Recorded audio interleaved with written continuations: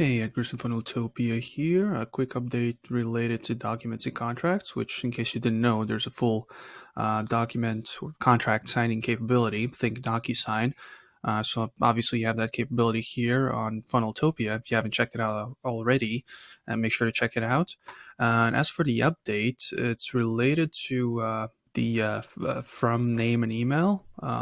Let's just go check it out. It's under payments, documents, contracts. Let's go to settings, customer notifications. You can now override the user level, name and email, whoever is using it. You can just set it for any document or contract being sent from this sub account. So what you do is you switch it on, and obviously you put the name and email in here. And you can also do the same thing for team notifications. You can switch it on, and you can override any other name and email being used, right?